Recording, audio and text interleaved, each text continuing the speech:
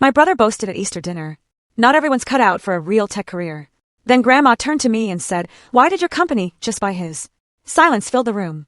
There are moments in life that just snap into place when years of quiet frustration finally explode.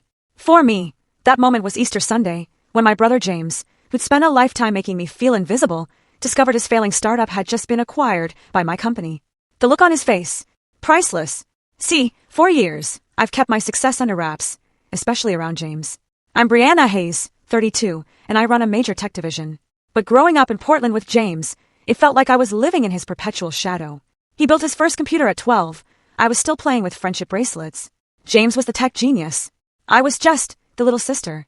Anything I did, he'd dismiss it. "That's nice, Brie," he'd say, that patronizing tone making it clear he thought my accomplishments were child's play next to his.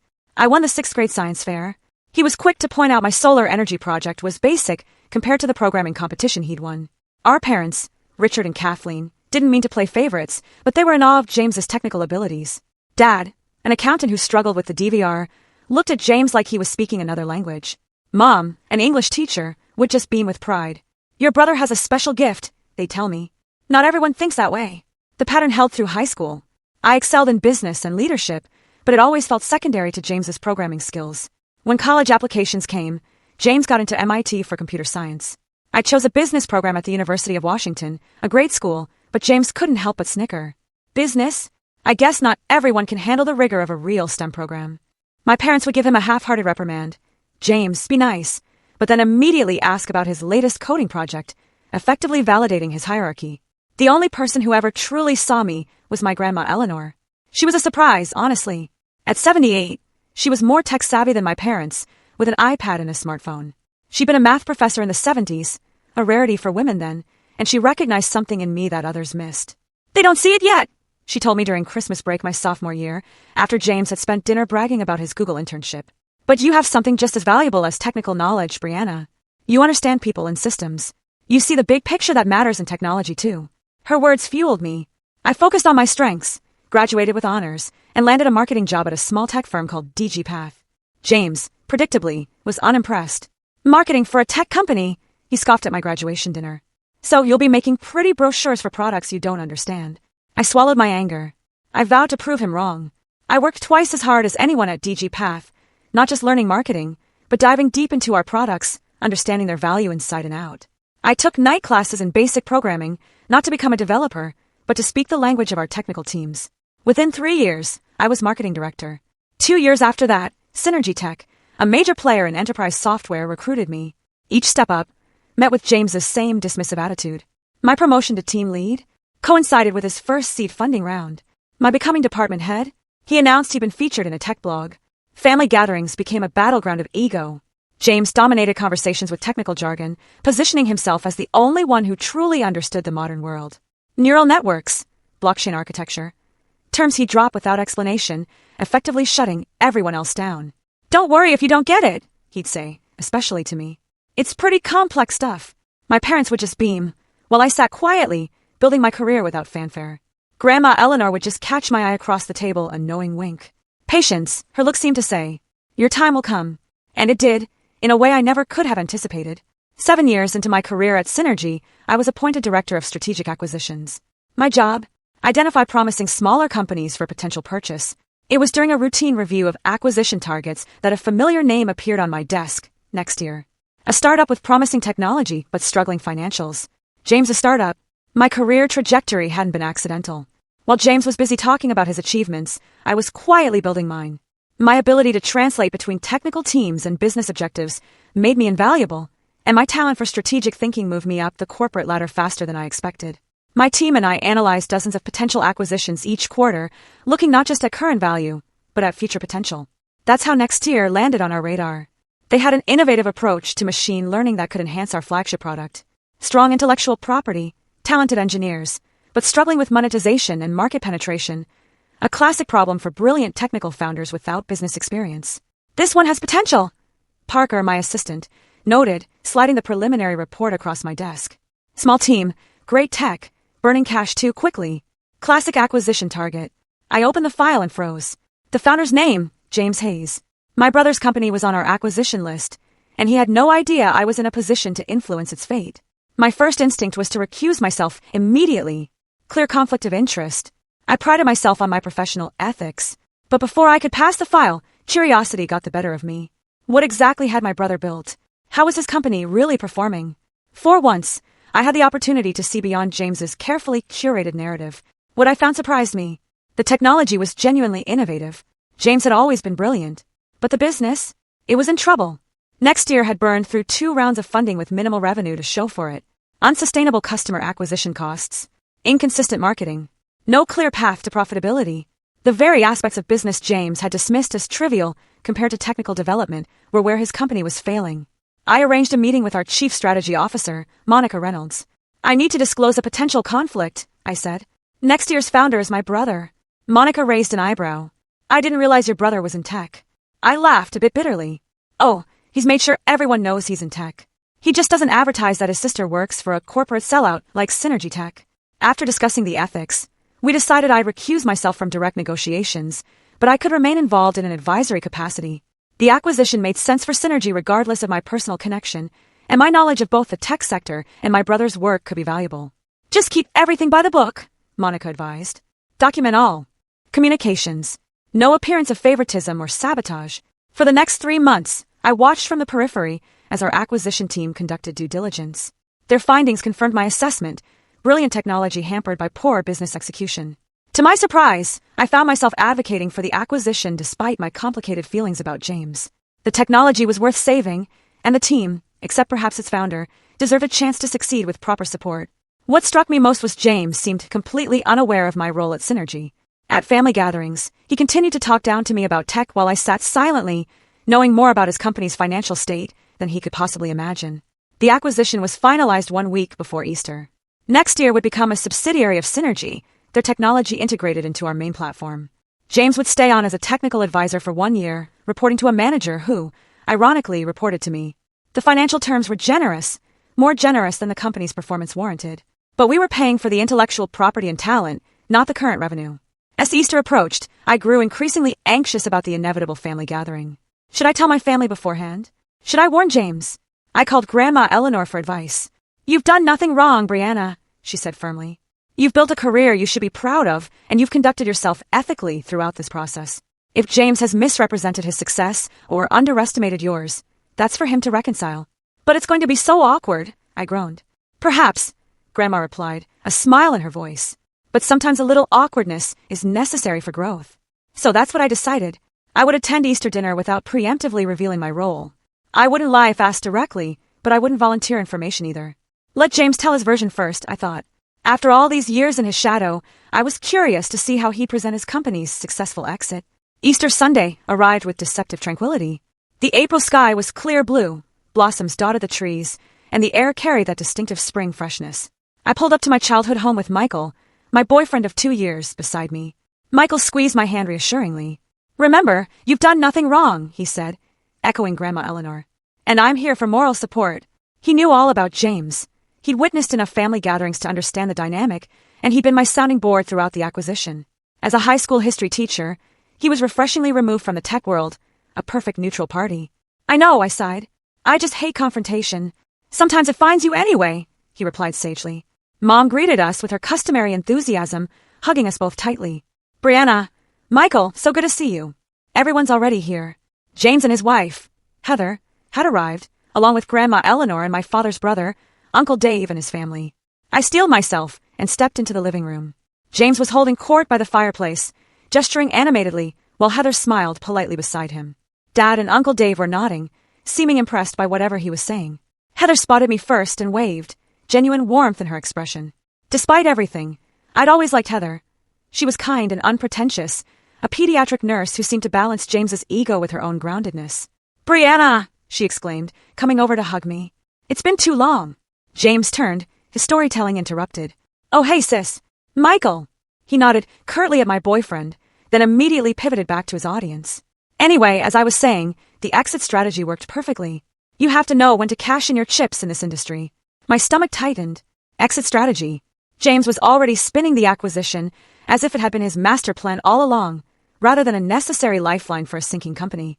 Tech is so volatile right now, he continued, But if you know what you're doing, you can position yourself for maximum leverage. Dad beamed proudly. James was just telling us about his company's acquisition. Sounds like he made quite a deal. Is that right? I said, keeping my voice neutral. Congratulations, James. He shrugged with affected modesty. Just how the game is played. Not everyone understands the long-term strategy involved. Brianna works in tech, too. Michael interjected helpfully. James laughed. Yeah, marketing for some corporate giant. Not quite the same as founding and exiting a startup. Before I could respond, Mom called from the kitchen. Brianna, could you help me with the deviled eggs? Grateful for the escape, I slipped away. Grandma Eleanor was already arranging appetizers. She looked up as I entered, her eyes twinkling. Just in time, she said, handing me a serving spoon. Your mother needs help, and I need entertainment. Grandma, I whispered, glancing toward the door. He's acting like he orchestrated the whole thing as some brilliant strategy. She chuckled softly. Men like your brother often rewrite history to protect their egos. The question is, what are you going to do about it? I busied myself with the deviled eggs. Nothing, I guess. What can I do? Stand up and announce that his company was failing and my company saved it.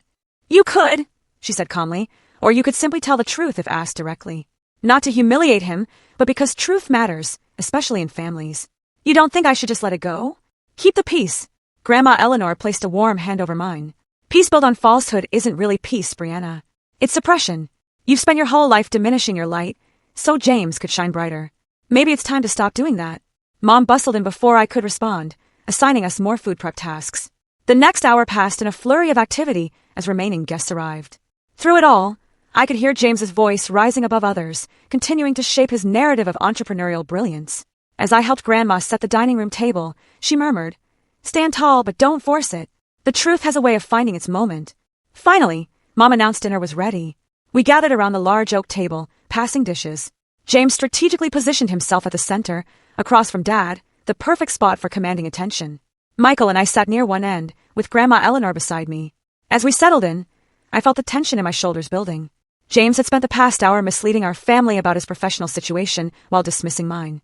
Yet here I sat, silently complicit in his deception. Grandma Eleanor was right. This wasn't peace. As the dinner conversation inevitably turned toward careers and accomplishments, I knew the moment of truth was rapidly approaching.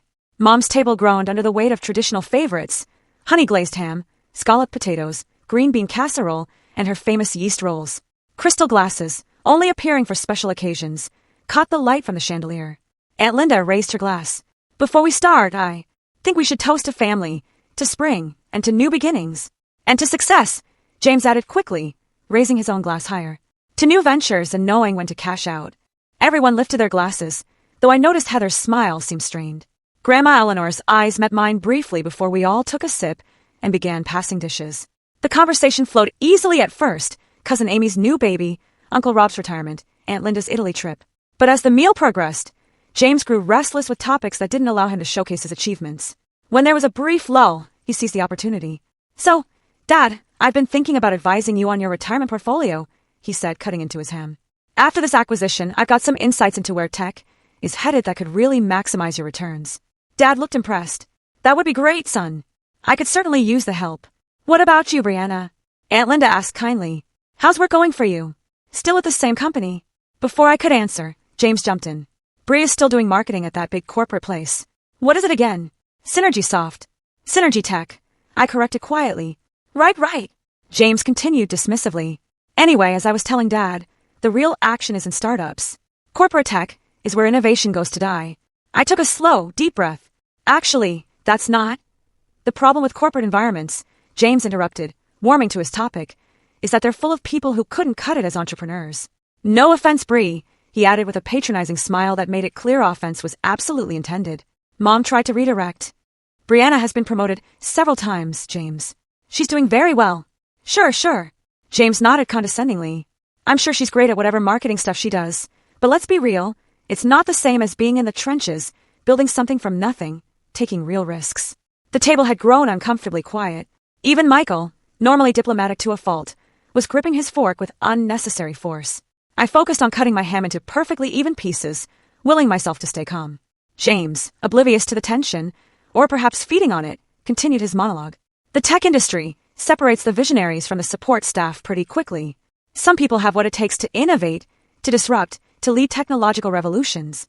Others are better suited to, Well, supporting roles. He looked directly at me. Not everyone can handle a real career in tech. The silence that followed was deafening. Mom looked mortified. Dad uncomfortable. Heather was staring intently at her plate. I felt Michael's hand find mine under the table, squeezing supportively. And then, from the other end of the table, came Grandma Eleanor's clear, steady voice. Is that why your company just bought his? Time seemed to stop.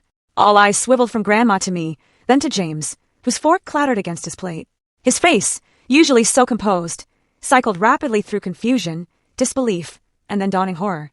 What? He sputtered, looking frantically between Grandma and me. What are you talking about? Grandma Eleanor took a calm sip of her water. I'm simply asking if that's why Brianna's company, Synergy, acquired your startup next year. Because they're the real tech innovators. The table erupted in confused murmurs. Dad looked bewildered.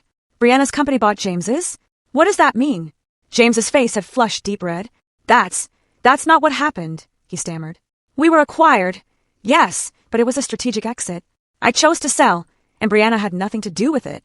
She works in marketing, for God's sake. All eyes turned to me. For a moment, I considered letting it go, finding some diplomatic way to preserve James's dignity. But then I remembered Grandma's words about truth and families, and all the years I'd spent dimming my light. Actually, I said, my voice steadier than I expected, I'm the director of strategic acquisitions at Synergy Tech. I've been in that role for almost 2 years now. James stared at me in disbelief. That's impossible. You would have said something. Would I? I asked quietly. When would I have mentioned it, James, between your lectures on blockchain or your explanations of why marketing isn't real tech work? Wait, Dad interjected, looking confused. You're saying you were involved in buying James's company? She's lying. James snapped. She's trying to take credit for my exit. If she worked in acquisitions, I would have known. My team dealt with Synergy Tech executives. Your team dealt with my team, I corrected him. I recused myself from direct negotiations because of our relationship. But yes, I was involved in an advisory capacity, and I'm the one who initially identified Nexteer as an acquisition target. The stunned silence that followed was broken by Heather's soft voice. It's true, James. I saw Brianna's name on some of the preliminary paperwork. I assumed you knew and just weren't mentioning it. James looked betrayed. You knew? And you didn't tell me. I thought you knew. Heather protested. Why wouldn't you know? Because she's lying.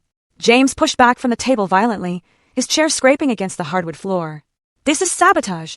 You deliberately targeted my company, didn't you? Couldn't stand that I was finally succeeding, so you had to take over and ruin it. Your company was 3 months from bankruptcy, James, I said, keeping my voice level. You had great technology, but no sustainable business model. The acquisition saved your company, your employees' jobs, and your reputation. How dare you? James was nearly shouting. Now, you know nothing about tech business, James. Mom interjected. Please calm down. I will not calm down, he snapped. My sister has been undermining me my entire life, and now she's claiming she saved my company? That's rich. I looked around the table at the shocked faces of my family. I'm not claiming I saved anything. I'm just telling the truth about what I do and what happened. Nexteer had valuable IP and talented engineers. That's why we acquired it. It was a business decision, not a personal one. James laughed bitterly. Right. Just business. Is that why you never mentioned your role? Because it was so impersonal. I never mentioned my role because you never asked, I said simply. You've never been interested in my career, James. You've been too busy explaining to everyone why what you do is so much more important. The raw honesty of my statement hung in the air. James opened his mouth to argue, then closed it again. Without another word, he turned and stormed out of the dining room. A moment later, the front door slammed. The table remained silent for several long seconds. Finally, Uncle Rob cleared his throat. Well, that was unexpected. Aunt Linda turned to me. Brianna, honey, I had no idea you were so high up in your company. Why haven't you ever told us? I looked around at my family, at the genuine surprise and interest on their faces, and felt a weight I hadn't even realized I was carrying begin to lift. I guess no one ever really asked, I said softly, as the shock of James's departure settled. All eyes turned to me. The family dynamic had shifted so suddenly that no one seemed to know how to proceed. Heather looked particularly uncomfortable, caught between loyalty to her husband and the uncomfortable truth that had been revealed. Perhaps, Grandma Eleanor suggested gently, this would be a good time for Brianna to tell us about her actual career. Mom nodded eagerly, though her eyes kept darting to the front door. Yes, please. I feel terrible that we don't know more about what you do, sweetheart. I took a deep breath, feeling strangely vulnerable. 4 years, I protected myself by keeping my professional life separate from my family, partly because of James's dismissive attitude, and partly because I'd grown accustomed to being overlooked. I started at Synergy Tech and Marketing. That's true, I began. But I moved into product strategy after 2 years, then to business development, and finally to acquisitions. I've been with the company for 9 years now. 9 years? Dad looked surprised. That's impressive in tech, isn't it? Such a volatile industry. Michael nodded. Extremely impressive. Brianna manages a team of 15 people and reports directly to the C-suite. A small smile tugged at my lips as I glanced at my supportive boyfriend. It's a good position. I enjoy the work. But what exactly do you do? Aunt Linda asked, seeming genuinely interested. So I told them. I explained how my team identified promising companies with valuable technology or market position, how we evaluated their potential fit with synergy, and how we structured deals that benefited both parties. I described the due diligence process, the negotiation strategies, and the integration challenges that followed acquisitions. That sounds incredibly complex, Uncle Rob commented. I had no idea. And next year? Dad asked cautiously. How did that come about? I explained the process as factually as possible, emphasizing the professional aspects. The technology was genuinely innovative, I said, wanting to be fair to James. Our technical team was impressed with what they'd built, but the business fundamentals weren't strong enough to sustain the company independently. So you saved them, Aunt Linda concluded. We made a business decision that benefited both companies, I corrected gently. Synergy Tech got valuable IP and talent. Next year's investors got a better return than they would have otherwise, and their employees got job security. And James? Mom asked quietly. James received fair compensation for his work and has a 1-year contract as a technical advisor. I explained that after that, he could stay on if both parties agreed it was working out. Heather, who had been quiet until now, suddenly spoke up. The acquisitions save us financially, she admitted. James wouldn't want me to say this, but we were in trouble. He put everything into the company, our savings, a second mortgage on our house. We were 3 missed payrolls away from losing everything. Her honesty surprised me. James had always presented their life as one of startup glamour and imminent success. I'd had no idea they were so financially vulnerable. I didn't know it was that serious, I said softly. Heather nodded. James is proud. He wouldn't admit how bad things had gotten. When Synergy Tech's offer came through, it was like a miracle, but he couldn't see it that way. To him, it felt like failure. Dad looked troubled.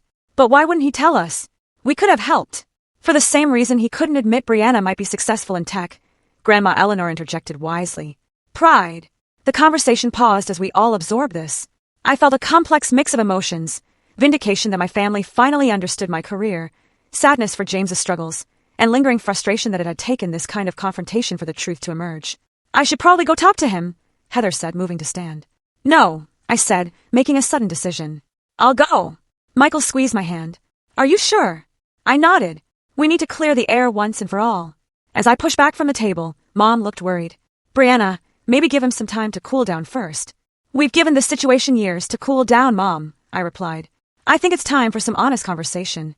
I found James sitting on the front porch steps, staring out at the quiet suburban street. He didn't look up when I sat down beside him, leaving a careful distance between us. Come to gloat, he asked flatly. No, I said. I came to talk. Actually talk for once. He gave a humorless laugh. What's there to talk about? You won. Congratulations. This isn't about winning or losing, James. It's about truth. And the truth is, I've spent my entire career being dismissed by you. Watching you convince our family that what I do doesn't matter because it's not real tech work. So this was revenge. Getting your company to swallow mine. I sighed in frustration. Do you really believe that? Do you honestly think I would risk my professional reputation and potentially violate corporate ethics just to get back at you? James was quiet for a moment. When did you become director of acquisitions? He finally asked. 2 years ago. And you never thought to mention it at family gatherings. When would I have mentioned it, James? I asked. Between your monologues about neural networks and blockchain, you've never once asked me about my career. Not once. He had the grace to look slightly abashed. I just assumed. You assumed I was still in the same entry-level marketing position I started in 9 years ago. I finished for him, because that fit your narrative that I wasn't capable of understanding real tech. Meanwhile, I've been steadily advancing, managing larger teams, taking on more responsibility, and actually succeeding in the industry you claim I'm not cut out for. James was silent for several long moments, staring at his hands. When he finally spoke, his voice had lost its defensive edge. Next year was really failing, wasn't it? The vulnerability in his question caught me off guard. The technology was sound, I said carefully. But yes, the business was in trouble. I kept thinking the next round of funding would solve everything, he admitted. That we just needed a little more runway, but each milestone we set, we'd miss or barely hit and then set a new one. That's actually pretty common in startups, I offered. It's why most fail. I didn't want to fail. For the first time, James looked directly at me, and I was startled to see the raw pain in his expression. I've built my entire identity around being the tech genius in the family. What am I if that's not true? The question hung between us, heavy with years of competition and misunderstanding. I thought carefully before responding. You are a tech genius, James. Your coding skills are incredible, and the core technology at Nexteer is genuinely innovative. That's not in question. But building a successful company requires more than just technical brilliance. It needs business acumen, market understanding, strategic planning, all the things you've dismissed as unimportant compared to coding. He winced. Things you're good at? Yes, I acknowledged. Things I'm good at. We could have been complementing each other's strengths all these years instead of you treating me like I was somehow less than you because I focused on the business side of tech. James ran a hand through his hair, a gesture so familiar from our childhood that it momentarily transported me back to simpler times. I've been an ass, haven't I? The blunt admission startled a laugh out of me. Yes, you really have. A ghost of a smile crossed his face. Can I blame it on the stereotypical arrogance of programmers? You can try, I said. But I work with plenty of programmers who manage not to be condescending to their sisters. The smile faded, and James looked genuinely remorseful. I'm sorry, Bree. I really am. I don't think I realized how dismissive I've been until I heard it played back to me today. It was the first genuine apology I could remember receiving from my brother in years, possibly decades. Thank you for saying that. So what happens now? He asked. With Nexteer, I mean. With me. That depends partly on you, I said. Honestly, the integration team thinks your technology has real potential as part of our enterprise suite. You know the code better than anyone. If you can put aside your pride and work collaboratively, there's a place for you. Working for my little sister's company, he said, but without the bitterness I might have expected earlier. Working with a company that values your technical expertise, I corrected. My division oversees acquisitions, but I wouldn't be your direct manager. That would be Marcus in technical integration, and he's brilliant. You'd learn a lot from him. James was quiet for a moment. I need to think about it. That's fair, I agreed. But don't think too long. Tech moves quickly, as you know. We sat in silence for a few minutes, watching a neighbor walking their dog. It wasn't a comfortable silence exactly, but it wasn't hostile either. Progress of a sort. We should probably go back inside, I finally suggested. Mom's probably worried. And your food is getting cold. James nodded. This is going to be awkward, isn't it? Probably, I admitted. But maybe it's time we were honest with each other and with the family. No more pretending. He took a deep breath and stood up. No more pretending, he agreed, offering me his hand. I took it, allowing him to help me up, and together we walked back toward the house, toward a family dinner that would be uncomfortable, but also perhaps the first honest one we'd had in years. Walking back into the dining room with James felt like re-entering a different world. The conversation stopped abruptly, all eyes turning toward us with varying degrees of concern and curiosity. Heather looked particularly relieved to see her husband return, some of the tension leaving her shoulders. Everything okay? Mom asked cautiously.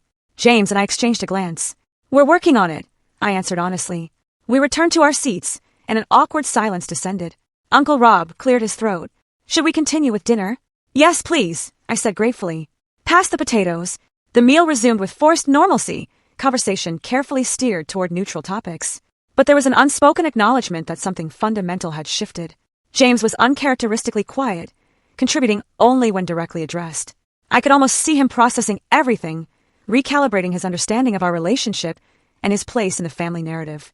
As dessert was being served, Mom's traditional lemon meringue pie, James suddenly spoke up. I owe everyone an apology, he said, his voice lacking its usual confidence. Especially you, Brianna. All eyes turned to him in surprise. James hasted an apologize. It simply wasn't in his repertoire. I haven't been honest about my company's situation, he continued. The truth is, Nexteer was struggling badly. The acquisition by Synergy Tech wasn't my brilliant exit strategy. It was a lifeline I was lucky to get. Heather reached over to squeeze his hand supportively. And I've been less than supportive of Brianna's career, he admitted. Actually, that's an understatement. I've been dismissive and condescending, and I was completely wrong. She's achieved more in tech than I realized, and I should have been celebrating her success instead of diminishing it. The raw honesty in his voice rendered me speechless. This was a side of James the first hadn't seen since we were very young, before competition, and ego had created a wall between us. Dad looked between us, clearly struggling to reconcile this new information with years of established family dynamics. James, we had no idea things were so difficult with your company. Why didn't you tell us? James shrugged, a gesture both defensive and vulnerable. Pride, I guess. I've always been the tech prodigy, the successful one. Admitting failure didn't fit that image. But sweetheart, Mom said gently, success isn't just about never failing. It's about how you handle challenges. Besides, Grandma Eleanor added with characteristic directness, It seems the real tech success story in this family has been quietly unfolding while we were all distracted by louder narratives. She smiled at me, and I felt a rush of gratitude for her unwavering support. I think, Dad said slowly, that we owe Brianna an apology too. He turned to me with genuine regret in his eyes. We should have asked more questions about your career, celebrated your achievements the way we celebrated James's. I'm sorry we didn't do that. We're very proud of you, sweetheart, Mom added, her eyes glistening. I just wish we'd known more about what you were accomplishing. The validation I'd unconsciously sought for years washed over me, both gratifying and slightly discomforting in its intensity. Thank you, I managed. That means a lot. So what happens now? Aunt Linda asked. With the company, I mean. James looked to me, tacitly acknowledging my expertise. It was such a reversal of our usual dynamic that it took me a moment to respond. Next year's technology will be integrated into Synergy Tech's main platform, I explained. The technical team has the option to join Synergy, including James, who has a 1-year contract as a technical advisor. And will you? Uncle Rob asked James directly. Stay on, I mean. James glanced at me, then at Heather, before answering. I'm considering it. It would mean accepting a different role than I'm used to. But, he paused, seeming to choose his words carefully, maybe it's time I learned some new skills. The business side of things, specifically. It was as close to an acknowledgement of my expertise as I'd ever heard from him. I decided to meet him halfway. The tech industry works best when different types of expertise collaborate, I offered. Technical brilliance and business acumen aren't mutually exclusive. They're complementary. Like brother and sister, Grandma Eleanor suggested with a knowing smile. James actually laughed. Exactly like that, I suppose. As the meal continued, the conversation began to flow more naturally. For perhaps the first time in our adult lives, James and I engaged in a genuine dialogue rather than parallel monologues or one-sided lectures. He asked questions about my role at Synergy Tech with authentic interest, and I inquired about the technical challenges he'd solved at Next Year. Our family watched this exchange with something like wonder, as if witnessing a rare natural phenomenon. After dessert, as we helped clear the table, Dad pulled me aside. I had no idea, Brianna, he said quietly, about your job, about how successful you've become. Why didn't you tell us more? I consider the question seriously. I think after a while I just got used to being in the background. James was always so forceful about his accomplishments that it seemed easier to stay quiet about mine. Dad looked genuinely distressed. We should have noticed. I should have noticed. It's okay, Dad, I reassured him. We all fell into patterns. But maybe now we can create some new ones. Later, as we gathered in the living room for coffee, Grandma Eleanor orchestrated a moment that would have seemed impossible just hours before. I think, she announced with the authority that only an elder matriarch can command, that we should have a proper toast to both these siblings and their achievements in technology. She raised her coffee cup, eyes twinkling. To James, whose technical brilliance created valuable innovation, and to Brianna, whose business acumen ensures that innovation reaches its potential in the market. May they both continue to succeed, perhaps even together. To James and Brianna, the family echoed, raising their cups. James caught my eye across the room and raised his cup a little higher in my direction. A simple acknowledgement, but one that spoke volumes about the shift in our relationship. As the afternoon turned to evening and guests began to depart, James approached me one more time. I meant what I said earlier, he told me quietly. I am sorry for how I've treated you in your career. I know, I said, and I appreciate that. He hesitated, then added, I'm going to take the position at Synergy Tech. I've got a lot to learn about the business side of tech. And he smiled ruefully. It seems I have access to a pretty good teacher. I couldn't help but smile back. Just promise not to call it, not real tech work, and we'll be fine. Deal, he agreed, extending his hand formally. I bypassed the handshake and gave him a quick hug instead. Happy Easter, James. Happy Easter, Bree, he replied. And for the first time in years, the nickname held affection rather than condescension. As Michael and I drove home that evening, I felt both exhausted and strangely invigorated. Years of family dynamics have been upended in a single afternoon. Old patterns disrupted, new possibilities revealed. How are you feeling? Michael asked as we navigated the evening traffic. I considered the question carefully. Like something that was knotted for a very long time is finally starting to untangle, I said. It's uncomfortable, but also freeing. He smiled. Your grandmother is something else, you know that? I laughed. Oh, I know. She's been waiting for this showdown for years. Do you think things will actually change with James? I think they already have, I said thoughtfully. Whether those changes stick, well, that's up to both of us. As we pulled into our driveway, I realized I felt lighter than I had in years. The truth, once spoken, had cleared away long-standing cobwebs of misunderstanding and resentment. There would be awkward moments ahead, old habits reasserting themselves, new boundaries to establish. But for the first time since childhood, I felt hope for my relationship with my brother. Not as competitors, but as colleagues, maybe even collaborators. Family. 3 months after that fateful Easter dinner, I found myself sitting across from James in the Synergy Tech cafeteria. It had become our weekly ritual, Tuesday lunch, to discuss the integration of next year's technology and to catch up as siblings. Today, James was animatedly explaining a new approach to the algorithm that had been next year's core innovation. The processing speed has increased by 37%, he said, his eyes bright with the excitement that had always characterized him when discussing technical challenges. Marcus thinks we can push it even further if we restructure the data pipeline. I smiled, genuinely impressed. That's fantastic, James. The enterprise clients will love that kind of performance boost. It's actually building on something your data science team suggested, he admitted, a statement that would have been unthinkable 4 months ago. Turns out there are some smart people here at the corporate sellout. We both laughed at his reference to his former dismissal of Synergy Tech. In the 3 months since James had joined the company, I'd watched him slowly adapt to corporate culture. There had been rough patches, his tendency to speak bluntly had ruffled some feathers in HR, and he'd initially bristled at the layers of approval required for changes, but he was learning. More surprisingly, he seemed to be enjoying the stability and resources a larger company provided. How are things with Marcus? I asked, referring to his direct manager. James considered the question. Good, actually. He knows his stuff, and he doesn't micromanage. I'm learning a lot about project management from him and team leadership. Still a work in progress, he admitted ruefully. Turns out managing people requires skills I haven't fully developed yet. This self-awareness was perhaps the most striking change in my brother. The James of 6 months ago would never have acknowledged any skill deficit. You'll get there, I assured him. It takes time. Our conversation drifted to family matters. Mom and Dad had visited the Synergy Tech campus the previous week, finally seeing firsthand what both their children did professionally. It had been a revelation for them, especially Dad, who had spent the entire tour alternating between proud exclamations and confused questions about technology. I think they're still processing it all, James said. 20 years of thinking I was the only tech person in the family, and now they're trying to understand that you've been quietly outranking me for years. Not outranking, I corrected gently. Different paths, different skills. He nodded, acknowledging the distinction. Fair enough. Speaking of family, are you free for dinner at Grandma Eleanor's this weekend? She specifically requested both of us. I smiled. Since Easter, our grandmother had become even more deliberate in fostering our rebuilt relationship. Wouldn't miss it. That woman's cooking is worth any family therapy session she might have planned.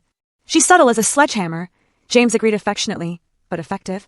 As we finished lunch and walked back toward our respective departments, I reflected on how much had changed. Our relationship remained a work in progress. Decades of established patterns couldn't be undone in mere months, but each interaction felt more authentic than the last. There were still moments when James slipped into his old condescending tone when discussing technical matters, but now he caught himself, often with a sheepish smile. Similarly, I was learning to assert my expertise rather than silently seething when overlooked. Our parents, too, were adapting to this new family dynamic. Mom had started asking specific questions about my work, making a genuine effort to understand what I did. Dad had begun forwarding me articles about women in tech leadership, his way of showing he recognized my place in that world. The most profound change, however, was internal. After years of diminishing my accomplishments to keep peace in the family, I was learning to take up space, to acknowledge my expertise, to correct misperceptions without apology. In professional settings, this newfound confidence translated to more effective leadership and clearer communication with my team. The following weekend, as promised, James and I joined Grandma Eleanor for dinner at her cozy apartment. After a meal of her famous pot roast, she served coffee in her living room and fixed us both with her characteristic direct gaze. So, she said, settling into her favorite armchair, how are my 2 tech executives getting along these days? James and I exchanged amused glances. Subtlety isn't your strong suit, is it, Grandma? I teased. At my age, dear, there's no time for beating around the bush, she replied. Well, we're doing well, James answered. Better than I expected. Honestly, he's learning to accept feedback without taking it as a personal attack, I added with a smirk. And she's learning to give feedback without sounding like a corporate training manual, James countered good-naturedly. Grandma Eleanor smiled, satisfaction evident in her expression. Good. Families should be honest with each other, but kindly so. I've been thinking about that a lot lately. I said about honesty in families. For years, we all participated in this fiction that James was the only tech success story. Me by staying quiet about my achievements, James by exaggerating his, and the rest of the family by never questioning the narrative. It was comfortable, James admitted. For me anyway. I got to be the star. And what have you learned from having that comfort disrupted? Grandma asked him. James considered the question seriously. That comfort isn't always growth. That being the star kept me from learning things I needed to know. And that, he glanced at me, that I missed out on a potential ally by treating my sister like a competitor. Grandma nodded approvingly before turning to me. And you, Brianna? What have you learned? That silence isn't actually peace, I said. That diminishing myself to make others comfortable wasn't serving anyone, least of all me. And that authenticity, while sometimes uncomfortable, is the only way to be truly known and loved. Very good, Grandma said, sounding like the professor she once was. Now the real test will be taking these lessons forward. Family patterns have a way of reasserting themselves if we're not vigilant. We're working on it, I assured her. James has actually been asking for my input on managing his team at Synergy Tech. And Brianna's been consulting me on technical aspects of upcoming acquisitions, James added. Turns out our skills really do complement each other. As I've been saying for approximately 30 years, Grandma noted dryly. We laughed, the sound of genuine affection filling her small apartment. As the evening wound down and we prepared to leave, Grandma Eleanor held both our hands in hers. I'm proud of you both, she said simply. Not just for your professional accomplishments, impressive as they are, but for doing the hard work of breaking unhealthy patterns. That takes more courage than any career achievement. On the drive home, I found myself reflecting on her words. It had indeed taken courage to disrupt the comfortable fiction our family had maintained for years, but the freedom that came with authenticity was worth the temporary discomfort. James and I would never have a perfect relationship. Siblings rarely do. We were too different in our approaches, too shaped by our individual experiences. But we had found a way to respect those differences rather than allowing them to divide us. To see them as complementary rather than competitive. In the tech industry, where change is the only constant, adaptability is essential for success. James and I had finally applied that principle to our personal relationship, and both were stronger for it. The truth, as it turned out, hadn't destroyed our family as I'd feared. It had rebuilt it on a more solid foundation, one where achievements weren't compared, but celebrated, where differences weren't threats, but assets, and where being known was more important than being impressive. It was a lesson I carried forward into all aspects of my life, that authentic connections built on honesty rather than performance were the most valuable technology of all. Have you ever experienced a moment where standing in your truth changed a relationship for the better? I'd love to hear your stories in the comments below. And if you've enjoyed this journey of sibling rivalry turned collaboration, please hit that like button and subscribe to the channel for more stories about navigating complex family dynamics. Share this video with someone who might need permission to shine their own light without dimming it for others. Thank you for watching. And remember, sometimes the most important disruption isn't in technology, but in the patterns we've accepted for too long.